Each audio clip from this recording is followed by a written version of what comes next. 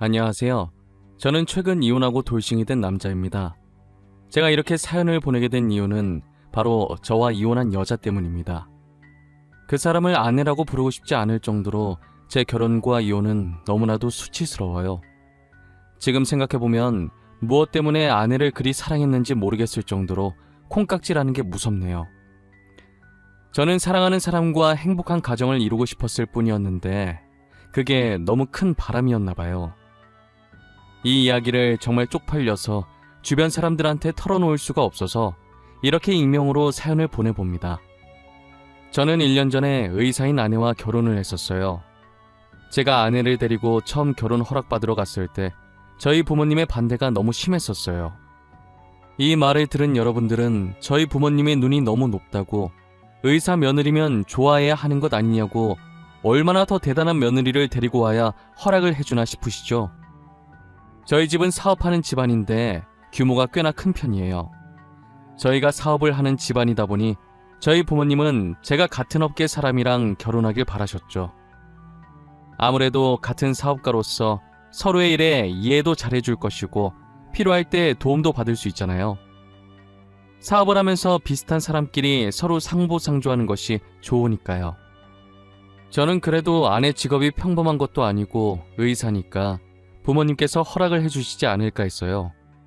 단호하게 반대를 하시니 저도 놀랐지만 아내도 만만치 않게 놀라 했어요. 왜냐면 아내도 자신의 직업이 어디에 꿀리지 않을 직업이라는 걸 알았으니까요. 단칼에 안 된다고 하시니 아내 입장에선 당황스러울 수밖에 없죠. 결혼은 반대했지만 연애하는 건 자유고 아직 저희가 젊으니 그것까진 반대하지 않겠다고 하시더라고요. 그래서 저희는 헤어지지 않고 계속 연애를 해왔어요. 언젠가는 저희 부모님의 마음이 돌아서리라 굳게 믿고 있었거든요. 하지만 마음을 돌릴 기미가 보이지 않았고 아내와의 결혼 이야기를 꺼내려고 하면 부모님은 아무 말도 하지 못하게 저를 째려보셨어요. 저는 부모님의 기에 눌려서 결혼의 기억자도 못 꺼내고 입을 닫아야 했어요. 부모님은 연애는 연애고 결혼은 결혼이라며 선자리에 나가라고 하시는 거예요. 저는 이야기가 갑자기 왜 그리로 빠지냐고 했더니 슬슬 결혼할 나이 아니냐고 잔말 말고 부모님이 잡아놓은 선자리에 나가라고 하시더라고요. 이건 정말 아닌 것 같다고 선자리에 나가지 않겠다고 하고 집을 나왔어요. 저는 아내에게 비밀을 만들고 싶지 않아서 사실대로 이야기했어요. 아내는 제 말에 허공을 보며 골똘히 무언가를 생각하는 듯 하더니 이내 제 눈을 똑바로 쳐다보는 거예요. 오빠, 우리 그렇게 하자. 어머님, 아버님께서 계속 우리 결혼을 반대하시잖아. 그럼 우리도 두 분이 우리 결혼 반대 못하시게 만들어버리자. 어때? 우리 부모님이 반대 못하게 만들자고? 어떻게 하려고?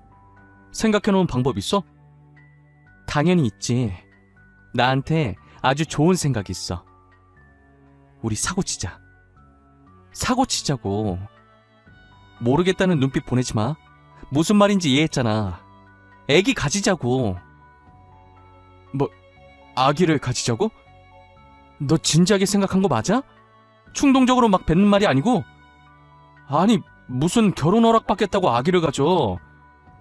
너 아기 가지면 일 쉬어야 돼. 그건 내가 알아서 할게. 그리고 나 충동적으로 막 뱉은 말 아니고 엄청 진지해. 내가 빈말하는 거 봤어? 아이 가지면 오빠네 부모님도 어쩌지 못할 거야. 안 그래? 아내는 저희 부모님한테 허락받으려면 그 방법밖에 없다면서 아이를 가지자고 하는 거예요. 이미 가진 아이를 어쩌겠냐면서 만약 지우라고 하면 자신이 원한 가지고 애 지우라고 했다고 소문내서 기업 이미지 망칠 수도 있다는 생각에 무조건 허락하신다고 장담하더라고요. 저는 아내의 말도 일리가 있다고 생각했고 당장 실행에 옮기기로 했어요. 그렇게 3개월 정도 지나고 아내가 정말 임신을 하게 된 거예요. 3주 차라고 초음파 사진을 내미는데 진짜 제가 아빠가 된 게 맞는지 믿기지가 않더라고요. 조그맣게 콩처럼 찍혀있는 게 제 아이라는 사실에 감회가 새로웠어요. 저는 당장 아내에게 결혼을 허락받으러 가자고 했어요. 일단 무작정 저희 집으로 오긴 했는데 막상 문을 열려고 하니 긴장되더라고요. 떨리는 손을 손잡이에 올려놓은 상태로 몇 번이나 심호흡을 했어요. 아내는 제 손 위에 자신의 손을 올리더니 저를 향해 고개를 한번 끄덕이더라고요. 저도 아내 따라 고개를 끄덕이고 아내와 같이 문을 열었어요. 문 열리는 소리에 부모님이 저희 쪽으로 쳐다보셨고 아내와 함께 온 모습을 보고 눈을 찌푸리더라고요. 여자친구는 뭐하러 데리고 온 거냐? 또 결혼 허락해달라는 쓰잘데기 없는 말 하러 온 거냐? 아가씨께는 너무 미안하지만 우리 아들 이번에 선보러 갈 거예요. 알고는 있어야 하지 않나 싶어서. 알고 있습니다.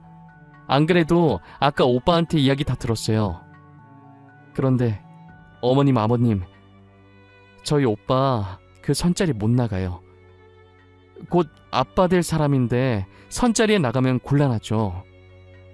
아빠가 된다니 그게 무슨... 설마 너... 아니다. 아가씨가 말해볼래요? 내가 생각하는 그게 맞나요? 임신이라도 했다는 말이에요? 네, 아버님. 저 오빠 아이 가졌어요. 3주 차래요. 못 믿으실까봐 여기 초음파 사진도 가지고 왔어요. 진짜인지 가짜인지는 거기에 찍힌 산부인과에 연락해보시면 바로 알 수 있으실 거예요. 아내는 당당하게 초음파 사진을 내밀었고 아버지는 당황한 표정으로 사진을 받아드셨어요. 그리고 임신이라는 말에 놀라서 주방에 계시던 어머니가 국자를 든 채로 거실까지 나오셨더라고요. 아버지는 아내의 말 따라 휴대전화를 들어서 산부인과에 전화를 해서 확인했어요.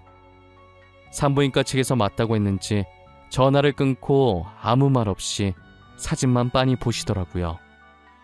저와 아내는 괜히 긴장돼서 옴짝달싹도 못한 채 마른 침만 삼켰어요. 1분간의 숨막히는 정적이 이어지더니 이내 아버지는 활짝 웃으시더라고요. 아버지가 웃는 동시에 어머니도 웃으시는데 이게 무슨 상황인가 싶어 저와 아내는 아무런 제스처도 취하지 못하고 눈만 꿈뻑꿈뻑거리고 있었어요. 이야, 이게 정말 내 손주란 말이야? 이렇게 조그만 것이 아들인지 딸인지는 아직 모르는 거지. 언제쯤 알 수 있다니? 개인적으로 딸이었으면 아는구나. 나는 외동아들밖에 없어서 딸이 너무 궁금해. 아마 3주 정도 더 지나야 성별할 수 있을 거예요. 누굴 닮았으려나? 인물은 솔직히 며느라이가 더 나은데 말이에요. 솔직히 우리 아들은 너무 평범하잖아. 그 반응들은 뭐예요? 좋아하는 것 같긴 한데 그래서 저 선 나가요? 애 아빠 될 사람이 선자리를 왜 나가? 출산 힘든 건데 네가 며느리 옆에서 보필해야지. 네 엄마도 너 낳을 때 엄청 고생했어. 네가 애 낳을 때까지 잘해줘. 집안일도 하고. 그래, 맞아. 임신했을 때 잘못하잖아? 그거 진짜 평생 기억 남는다. 난 아직도 네 아빠가 사과 안 사온 게 그렇게 화가 난다니까. 사과만 보면 그 생각나서 으깨버리고 싶어.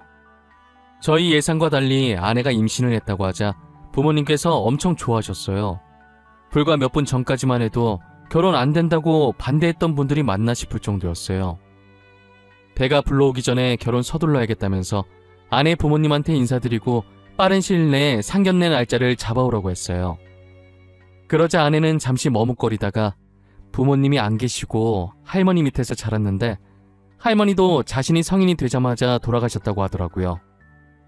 갑자기 분위기가 숙연해졌고 아내는 이런 반응 바라고 말한 거 아니고 괜찮다고 하면서 분위기를 바꿔보려고 했어요. 저희 부모님은 제게 더 잘하라고 그런 상황 속에서 의사된 것이 너무 대견하다고 했죠. 저도 처음 들은 아내의 가정사라 놀랍고 결혼해서 행복한 가족을 만들어줘야겠다고 생각했어요. 아내는 미리 말하지 못해서 미안하다며 닭똥 같은 눈물을 흘리더라고요. 오빠 미안해. 오빠한테는 그래도 미리 말했어야 하는데 놀랐지. 오늘은 꼭 말해야지. 내일은 꼭 말해야지 하면서 참을 말 못했었는데 이제서야 말하네. 너가 뭐가 미안해. 내가 미안하지. 너가 그런 아픔이 있는 줄도 모르고 마냥 해맑고 순수한 아이라고 생각했는데 우리 결혼하면 정말 행복하게 살자. 고마워. 끝까지 나 포기하지 않아줘서 너무 고마워. 내가 정말 잘할게. 우리 힘들게 결혼하는 만큼 꼭 행복하게 살자. 그렇게 저희는 상견례를 생략하고 속전속결로 결혼을 진행했어요. 저희 부모님은 손주 안겨줘서 고맙다며 최고 대우를 해줬어요. 서울의 40평짜리 아파트에다 혼수도 다 넣어주시고 연예인들이 많이 이용한 예식장에 드레스까지 저희 부모님께서 모든 것을 최고로 준비해 주셨어요. 저와 아내는 아이 덕분에 일원도 들지 않고 맨몸으로 결혼을 한 것이에요. 아내는 보잘것없는 자신이 감히 이런 것들을 누려도 되냐며 눈치를 봤지만 저는 충분히 누려도 된다고 눈치 보지 말고 누릴 수 있을 때 마음껏 누리라고 했어요. 제 말에도 눈치를 보다가 아내 친구들이 부럽다면서 말 거니까 조금씩 어깨를 피기 시작하더라고요. 저희는 많은 사람들의 부러움 속에서 성공리 결혼을 마쳤어요. 신혼여행은 외국으로 가고 싶었는데 시국이 시국이니만큼 외국으로 가진 못했고 우리나라에도 외국 느낌 나는 곳이 있다고 하길래 거기서 신혼여행을 즐겼어요. 신혼여행을 마치고 신혼집으로 가보니 엄청 이쁘게 꾸며져 있더라고요. 안방도 되게 깔끔하고 옷장에는 새 옷들로 가득 차 있었고 아이방도 알록달록 예쁘게 꾸며져 있었는데 남자인지 여자인지 몰라서 그런지 옷장에 아이 옷은 아직 하나도 없더라고요. 아내는 예쁘게 꾸며진 집을 보고 좋아서 어쩔 줄 몰라 했어요. 특히나 옷장에 걸려있는 옷들과 옆에 진열되어 있는 가방을 보고 정신을 못 차렸죠. 신혼여행 마치고 원래 살던 집에서 옷을 가지고 오려고 했는데 안 그래도 되겠다면서 어머니랑 자기랑 취향이 잘 맞는다며 너무 좋아했어요. 어머님, 여기 옷장에 있는 거 다 어머니가 골라주신 거예요? 다 너무 예쁘고 좋아요. 제가 이런 걸 받아도 되는지 모르겠어요. 되게 비싼 것 같은데. 이제 우리 집 사람 됐는데 좋은 옷만 입고 좋은 가방만 들고 다녀야지. 안 그래? 슬픈 현실이긴 하지만 사람들이 다 겉모습만으로 판단하잖니. 그러니 너도 이제 꾸미고 다녀. 감사합니다, 어머님. 다 달아 없어질 때까지 열심히 입고 열심히 들고 다닐게요.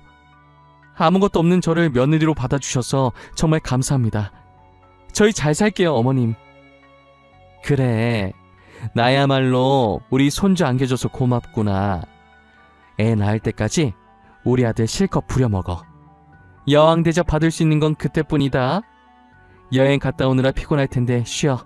끊으마. 어머니는 아들인 저는 안중에도 없고 오직 며느리 걱정뿐이셨어요.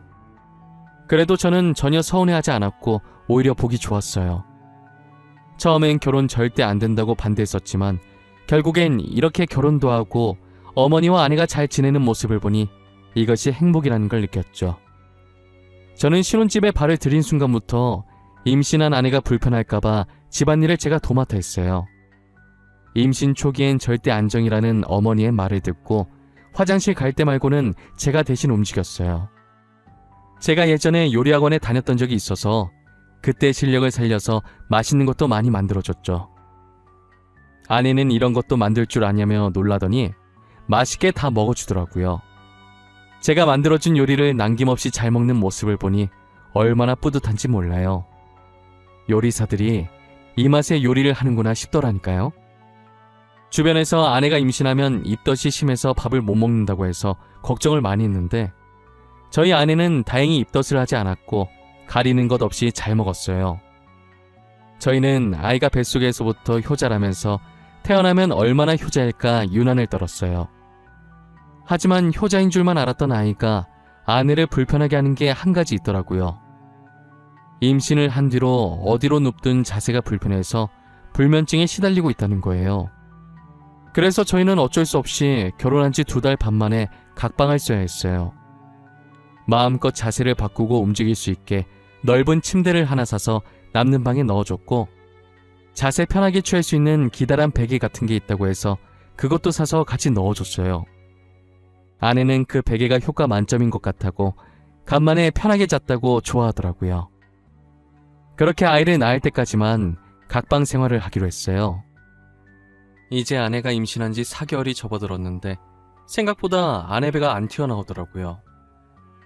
제가 임신을 해본 적이 없으니까 어느 정도 돼야 배가 튀어나오는지 정확히 몰랐어요. 단순히 호기심에 아내한테 물어봤는데 아내가 살짝 당황해 하더라고요. 여보, 이번 주면 우리 아기 4개월째 되는 거 아닌가? 근데 당신 배는 그대로인 것 같네? 내가 임신을 안 해봤으니까 잘 모르지만 4개월째 되면 배가 튀어나오지 않아? 튀어나오지. 근데 그건 애기 크는 속도에 따라 달라. 우리 애가 다른 애에 비해 체구가 작나 보다. 앞으로 다른 애들처럼 크게 잘 먹어줘야겠어. 그래? 근데 당신 최근에 되게 잘 먹었잖아. 영양소 고루고루 잘 먹여야 하나? 우리가 너무 고기만 먹긴 했어. 야채도 좀 먹어야겠다. 임산부한테 좋은 음식 좀 알아볼게. 진짜 매번 고마워.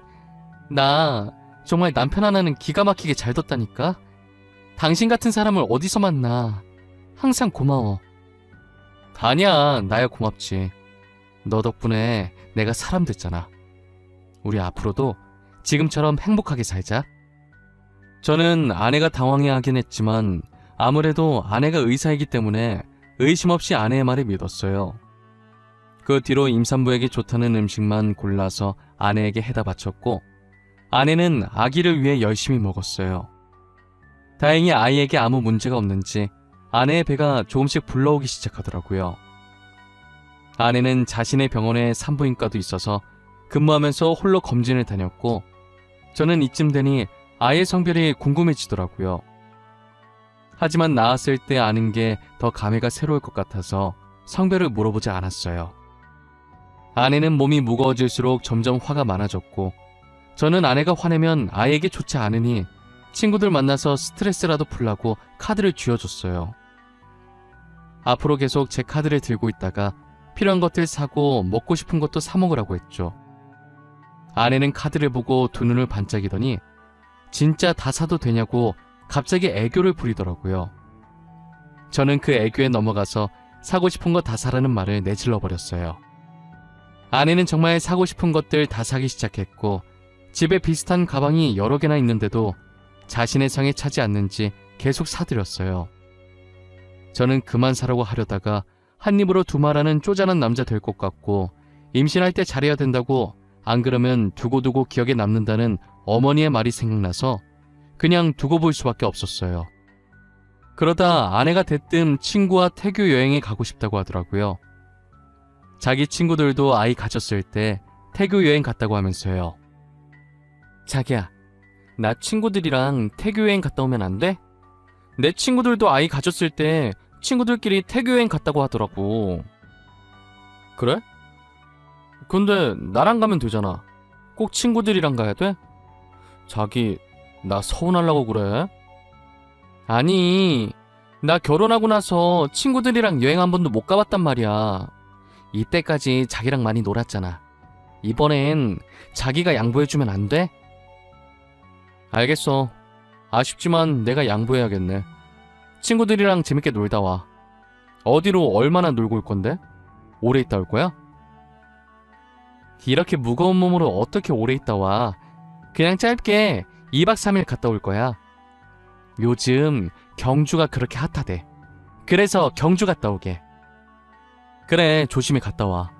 언제나 몸 조심하고, 알겠지? 카드는 전에 내가 준 거 있지? 그거 가지고 가서 재밌게 놀다 와. 그렇게 아내는 친구들과 경주로 2박 3일 여행을 떠났고 저는 간만에 휴식을 취했어요. 친구들한테 아내 여행 갔다고 이야기하니 혼자 있을 때 술 한잔 하자고 부르더라고요. 저도 곰곰이 생각해보니 아내 챙기느라 친구를 한 번도 못 만났던 것 같아요. 간만에 친구들 만나 에너지 충전 좀 하자 싶어 편한 옷을 찾고 있었어요. 근데 제가 입으려고 했던 후드티가 안방 옷장에 안 보이는 거예요. 며칠 전에 아내가 제 후드티를 입었던 게 생각나서 혹시나 거기에 있나 보려고 아내 방에 들어가서 옷장을 확인했어요. 옷장을 하나씩 확인하는데 걸려있는 옷 사이에 이상한 게 하나 있더라고요. 손으로 잡으니 묵직한 게 한 손으로 빼내기가 쉽지 않더라고요. 끙끙거리면서 빼보니 이상한 물건의 정체는 TV 속에서 많이 보던 임산부 체험복이었어요. 저는 도대체 이게 왜 아내 방에 있지 하면서 별 생각 없이 옆에 세워두고 후드티를 마저 찾다가 갑자기 쎄한 느낌이 들었는데 설마 하고 넘겼어요. 그 당시엔 제가 드라마를 너무 많이 봐서 쓸데없는 생각하고 있는 거라고 믿었어요. 저는 그게 왜 있는지 너무 궁금해서 아내가 돌아오는 날엔 평일이라 제가 퇴근하고 저보다 먼저 집에 와서 짐을 풀고 있는 아내에게 물어봤어요. 아내는 아무렇지 않게 자기 환자가 주문한 거라고 하더라고요. 내가 당신 여행 가 있는 동안에 후드티 찾는다고 잠시 당신 옷장 봤었거든. 근데 TV에서나 보던 임산부 체험복 있더라고. 그거 뭐야? 왜 당신 방에 그게 있어? 아, 그거? 안 그래도 그거 내일 병원에 가지고 가야 돼. 환자가 주문한 거거든. 아내 임신 준비하는데 그 전에 자기가 아내 고통 먼저 느껴보고 싶다나? 그래서 내가 주문해줬어. 그런 거였어? 특이한 환자분이네. 하긴 먼저 고통 느껴보는 것도 좋긴 하겠다. 얼마나 힘든지 알아야 아내한테 더 잘할 거 아니야. 좋은 남편이시네. 하참, 당신한테도 저거 주문해서 입혀볼 걸 그랬나? 그럼 내가 지금 얼마나 힘든지 알 텐데. 난 괜찮아. 나는 입어보지 않아도 충분히 알았어. 그때 들어보니까 되게 무겁더라고. 나는 정말 괜찮은 것 같아. 당신 아직 저녁 안 먹었지? 내가 저녁 차려줄게. 아내는 호기심 가득한 표정으로 제게 임산부 체험복을 따로 주문해서 입어보길 권했고 저는 정말 입으라고 할까봐 말을 돌려버렸어요. 아내는 밥 먹으면서도 괜히 임산부 체험복 얘기를 하면서 난처해하는 제 표정을 보고 즐기더라고요. 저는 모양 빠지게 안 입겠다고 한 게 뒤늦게 민망해서 멋쩍은 듯 머리를 긁었어요. 그러다 한날은 제가 지방 출장이 잡혀 있었는데 갑자기 취소가 된 거예요. 당시 제가 피로감도 많이 쌓이고 몸이 좋지 않은 느낌이라 가기 싫었는데 잘 됐다 싶었어요. 저는 컨디션도 안 좋고 빨리 쉬고 싶은 마음에 아내에게 연락도 안 하고 곧장 집으로 갔어요. 운전도 못할 것 같아서 차를 회사에 두고 대중교통 이용해서 집에 갔죠. 집으로 들어가니 아내의 목소리가 현관까지 들리더라고요. 거실에 가니 안 보이고 소리 들리는 쪽으로 발걸음을 옮겼어요. 아내는 제가 들어오는 소리도 못 들었는지 방에서 열심히 누군가와 신나게 통화하고 있더라고요. 천천히 걸어서 문 앞에 다다랐을 때 문틈 사이로 들려오는 아내의 목소리를 듣고 멈춰섰어요. 근데 너 이제 어떡할 거냐? 대충 유산했다고 하지 왜 이렇게 질질 끌었어? 아이 어디서 구하려고 그래? 나 사사 하나 낳았다고는 말 못해준다. 미리 말했어. 야, 친구 좋다는 게 뭐냐? 이번에도 나 좀 도와줘. 나 너가 도와준 덕분에 결혼한 거잖아. 나 그때 진짜 아버님이 전화할 줄은 꿈에도 몰랐다?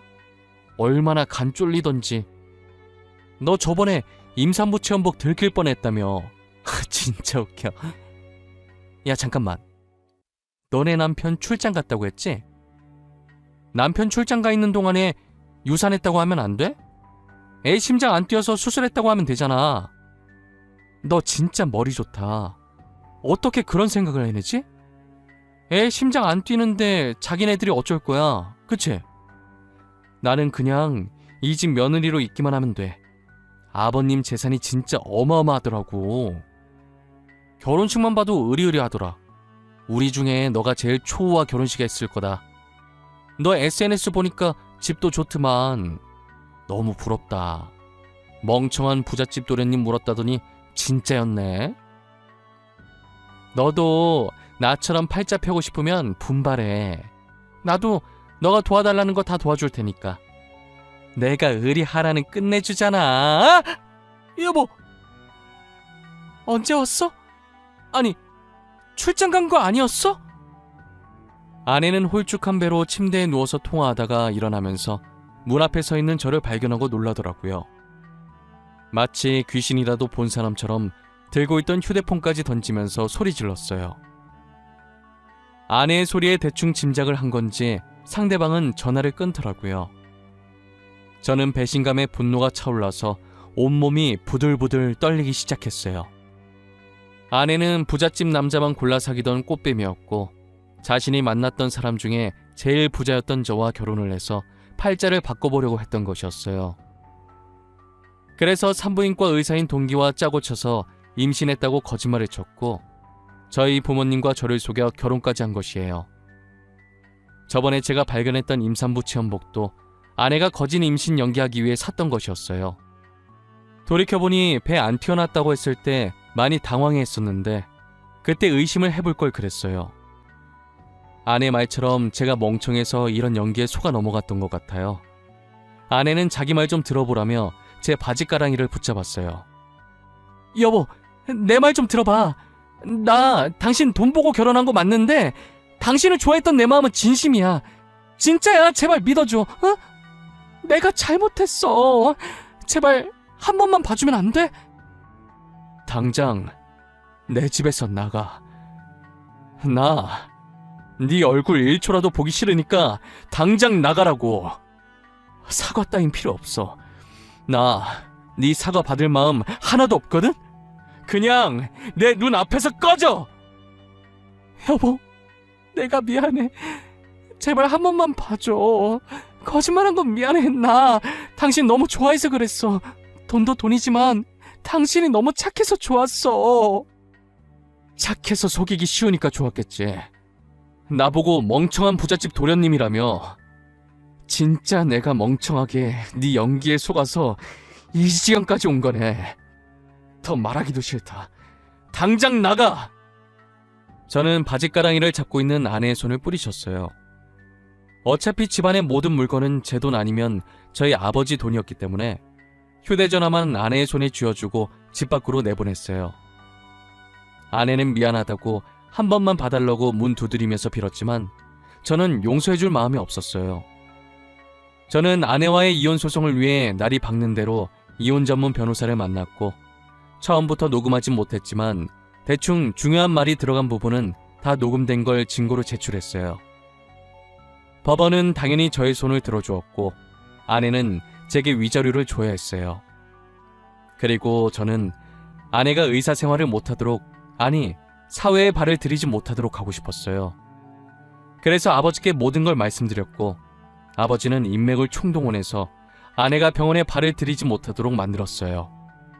의사협회에 돈을 노리고 임신했다고 거짓말치며 사기 결혼한 아내에 대한 청원글을 넣었고 저의 글이 삽시간에 퍼지면서 아내는 의사 생활은 물론 어디에도 발을 들이지 못하게 됐어요. 멍청한 부잣집 도련님 꼬셨을 때 이렇게까지 되리라는 생각은 전혀 못했었나 봐요.